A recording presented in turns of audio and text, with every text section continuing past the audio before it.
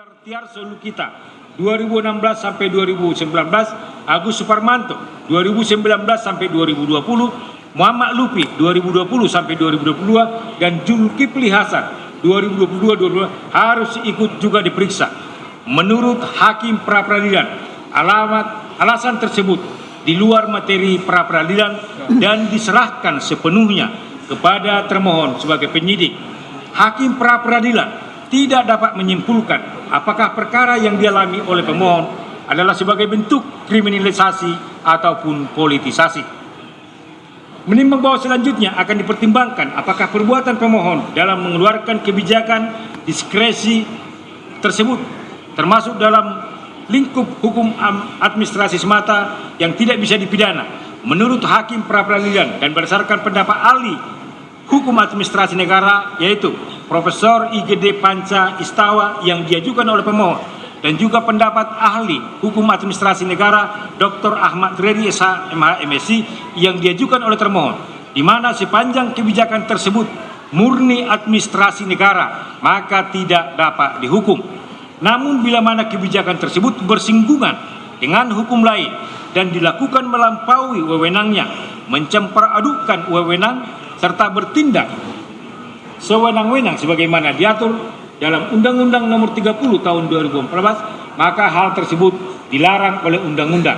Dan untuk mengetahui adanya penyimpangan pemberlakuan kebijakan dimaksud, apakah dilakukan secara sewenang-wenang, dilakukan secara melawan hukum atau bertentangan dengan hukum lain, hal tersebut baru diketahui melalui proses pemeriksaan pokok perkara dan bukan dalam lembaga pra-peradilan ini. Menimbang bahwa proses pra-peradilan ini bukanlah akhir dari segalanya dari perjalanan pemeriksaan pemohon, karena pemohon masih diberikan kesempatan untuk membantah, membuktikan apa yang dilakukan dan apa yang tidak dilakukan, lebih-lebih jika dalam mengeluarkan kebijakan tersebut tidak bertentangan dan melawan hukum. Menimbang bahwa terhadap SPDP yang dipermasalahkan oleh pemohon yang menyatakan bahwa SPDP tersebut diberikan kepada pemohon melebihi 7 hari sebagaimana ditentukan dalam putusan Mahkamah Konstitusi nomor 130 akan dipertimbangkan sebagai berikut. Menimbang berdasarkan surat bukti T62 yaitu surat penetapan tersangka dari Direktur Penyidikan Jaksa Agung Muda Tindak Pidana Khusus nomor 60 tanggal 29 Oktober 2024 atas nama tersangka Thomas Trikasi Lembong, diperoleh fakta hukum bahwa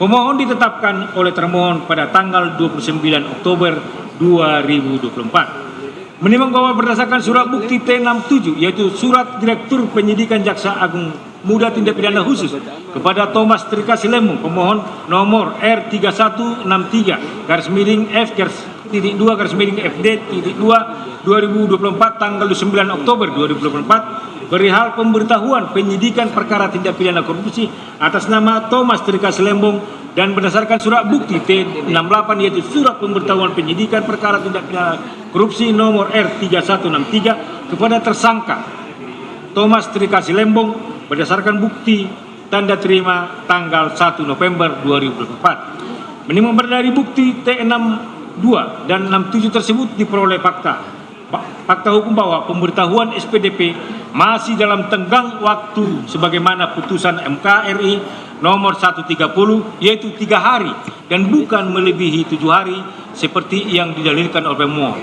Perhitungan yang melebihi 7 hari yang disampaikan oleh pemohon tersebut semestinya tidak dihitung sejak adanya surat perintah penyidikan Prin 83A tanggal 15 Oktober 2024 atau Sprindik 15 Oktober 2024 yang SPDP-nya hanya diserahkan kepada KPK dan penuntut umum karena SPDP tersebut belum menyebutkan siapa tersangkanya.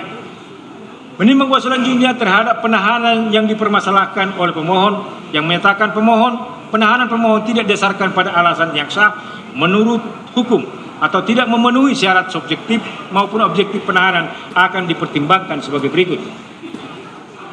Menimbang bahwa pada dasarnya suatu penahanan dapat dikategorikan sebagai suatu penahanan yang tidak sah bila mana penahanan yang dilakukan oleh pejabat yang berwenang, penahanan tidak disertai surat perintah penahanan dan tidak menyampaikan tembusan kepada keluarga ataupun tersangkanya, penahanan yang tidak menyebutkan alasan yang jelas, penahanan tidak menyebutkan atau menguraikan tindak pidana yang menjadi dasar penahanannya, penahanannya tidak memenuhi syarat berdasarkan ketentuan pasal 21 ayat 4 KUHP, penahanan melebihi batas waktu, dan penahanan terhadap pejabat tertentu yang tidak mendapat izin atau persetujuan sebagaimana ditentukan oleh undang-undang. Menimbang bahwa suatu penahanan yang tidak memenuhi syarat objektif adalah syarat yang merujuk pada ketentuan pasal 21 ayat 4 KUHP, dan dalam perkara ini tindak pidana yang disangkakan kepada pemohon adalah tindak pidana korupsi melanggar primer pasal 2 ayat 1 junto pasal 18 Undang-Undang Nomor 31 tahun 1999 tentang pemberantasan tindak pidana korupsi sebagaimana diubah dengan Undang-Undang Nomor 20 tahun 2001 tentang perubahan atas Undang-Undang Nomor 31 tahun 1999 junto pasal 55 ayat 1 KUHP, subsidiar melanggar pasal 3 junto pasal 18 Undang-Undang Nomor 31 tahun 1999 tentang pemberantasan tindak pidana korupsi sebagaimana diubah dengan Undang-Undang Nomor 20 tahun 2001 tentang perubahan atas Undang-Undang Nomor 31 tahun 1999 junto pasal 55 ayat 1 KUHP pidana yang ancaman hukumannya lebih dari 5 tahun sehingga telah memenuhi syarat objektif yang ditentukan. Menimbang bahwa suatu penahanan yang tidak memenuhi syarat subjektif adalah syarat yang merujuk pada kekhawatiran pada tersangka akan melarikan diri, menghilangkan barang bukti, atau akan mengulangi tindak pidana lagi yang kesemuanya ini digantungkan pada pandangan dan penilaian penyidik yang menahannya, sekalipun sesungguhnya kekhawatiran tersebut di sisi lain tidak mungkin lagi dilakukan oleh tersangka. Menimbang bahwa setelah juga memperhatikan surat bukti T72 yaitu surat perintah penahanan dan telah diberitahukan kepada tersangka atau keluarganya. T73 yaitu berita acara pelaksanaan penahanan, surat bukti T75 yaitu surat perpanjangan penahanan yang juga telah diberitahukan kepada tersangka atau keluarganya, sehingga secara administrasi telah dipenuhi oleh termohon di mana penahanan dilakukan oleh pejabat yang berwenang. Penahanan disertai surat perintah penahanan dan menyampaikan tembusan kepada tersangka atau keluarganya. Penahanan menyebutkan alasan yang jelas, penahanan menyebutkan atau menguraikan tindak pidana yang menjadi dasar penahanan, penahanan memenuhi syarat berdasarkan ketentuan pasal 21 ayat 4, penahanan tidak melebihi waktu atau batas penahanan terhadap pemohon dan tidak perlu mendapat izin atau persetujuan sebagaimana ditentukan oleh undang. Menimbang berdasarkan uraian pertimbangan di atas, maka alasan penahanan pemohon yang didalilkan pemohon sebagaimana penahanan yang tidak sah adalah tidak berdasar hukum, oleh karenanya haruslah dinyatakan ditolak. Menimbang berdasarkan seluruh uraian pertimbangan di atas, oleh karena termohon telah dapat membuktikan bahwa tindakan yang dilakukan berdasarkan ketentuan yang berlaku, maka alasan-alasan permohonan peradilan yang diajukan oleh pemohon tidaklah beralasan hukum dan oleh karena itu patut untuk ditolak. Dan oleh karena permohonan tersebut ditolak, maka alat bukti lainnya tidak perlu lagi dipertimbangkan lebih lanjut. Menimbang bahwa karena permohonan peradilan diajukan oleh pemohon ditolak seluruhnya, maka biaya yang timbul dalam permohonan ini haruslah dibebankan kepada pemohon sejumlah nihil. Mengingat pasal 77 Undang-Undang Nomor 8 tahun 1981 tentang KUHP, Perma Nomor 4 tahun 2016 serta pasal-pasal dari peraturan perundang-undangan lain yang berkenaan dengan perkara ini mengadili dalam provisi menolak tuntutan provisi yang diajukan oleh pemohon untuk seluruhnya. Tentang eksepsi, menolak eksepsi termohon untuk seluruhnya. Tentang pokok perkara, 1. Menolak permohonan pra-peradilan pemohon untuk seluruhnya. 2. Membebankan biaya perkara kepada pemohon sejumlah nihil. Demikian diputuskan pada hari Selasa tanggal 26 November 2025 oleh kami T. Marbun Sarjana Hukum Magister Hukum sebagai Hakim Pra-Peradilan pada Pengadilan Negeri Jakarta Selatan.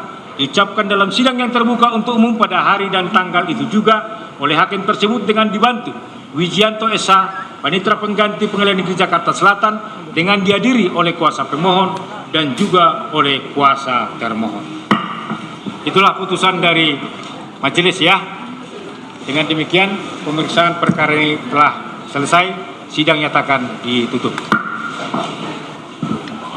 Ya, terima Sidang putusan pra peradilan Thomas Lembong baru saja dibacakan oleh Hakim Pengadilan Negeri Jakarta Selatan, di mana hakim menolak pra peradilan secara keseluruhan. Seperti yang kita ketahui, sidang terakhir pra peradilan Tom Lembong dengan agenda pembacaan putusan ini merupakan upaya perlawanan Tom Lembong usai dituduh oleh Kejaksaan Agung melakukan tindak pidana korupsi atas kebijakan impor gula di masa kepemimpinannya pada tahun 2015-2016. Sidang putusan pra peradilan Thomas Lembong ini dimulai sekitar pukul 14 waktu Indonesia Barat tadi, dan hakim sudah membacakan putusan yaitu menolak pra peradilan secara keseluruhan.